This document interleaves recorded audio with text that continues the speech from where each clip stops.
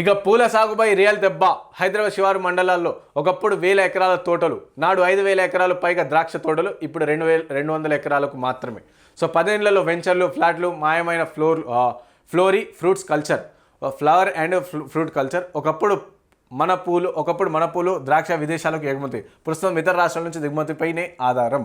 So ఎట్లుంది గత 10 ఏళ్లలో? సో అప్పట్లో ఏముండే, మొత్తం సిటీ అవుట్కట్స్ ఏరియాలన్నింటిలో కూడా సో పోయేడ చూసిన పూల తోటలు లేకుంటే పండ్ల తోటలు కనిపిస్తుండే.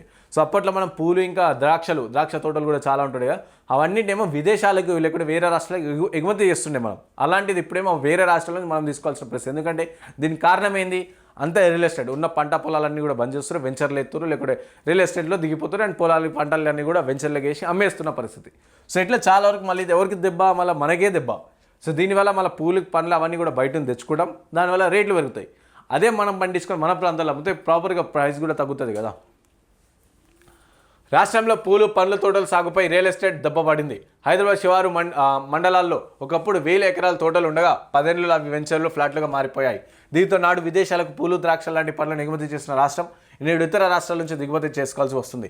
ఐటీ ఫార్మాగా పేరుగాంచిన హైదరాబాద్ నగర శివారు ప్రాంతాల్లో 10 ఏళ్ల కింద వరకు పూలు పండ్ల తోటలు ఫేమస్. ఇక నగరం చుట్టుపక్కల సుమారు 20,000 ఎకరాల్లో బంతి, చామంతి, గులాబీ, నేల సంపంగి, గ్లాడియస్, జర్బేరా లాంటి పూలు సాగుమయ్యేవి. ఇక్కడి నేల స్వభావం, ప్రత్యేక వాతావరణ పరిస్థితుల్లో పండిన పూలు సైజును, క్వాలిటీ దేశంలోనే వేరే ప్రాంతాల్లో కూడా పూలు సాగు అయ్యేవి కావు. సో ఇలా సుమారు 20,000 ఎకరాల పూలు, 20,000 ఎకరాల వివిధ పండ్ల తోటలు ప్రాధాన్యం ఉంటే ఇప్పుడు కేవలం 5,000 ఎకరాలకు వరకే వచ్చేసినాయంట. సో ఇట్లా ఎందుకంటే మన హైదరాబాద్ చుట్టుపక్కల ఏరియాలో, మన తెలంగాణలో కూడా కంప్లీట్గా హైదరాబాద్ చుట్టుపక్కల ఏరియాలో సో అలాంటి వాతావరణం మనకు ఉంటుండే. సో ఎందుకంటే అవి ఇక్కడ ఉన్న సైజు కావచ్చు, పూల క్వాలిటీలు కావచ్చు, ఇక్కడ ఉన్న పర్యావరణం వల్ల కావచ్చు, సో చాలా మంచిగా పండుతుంది. అలాంటిది అంతా కూడా కంప్లీట్గా నాశనం చేసి రియల్ ఎస్టేట్ వైపు ల్యాండ్లు, వెంచర్లు, ఫ్లాట్లు వేసి అమ్మేస్తున్న పరిస్థితి.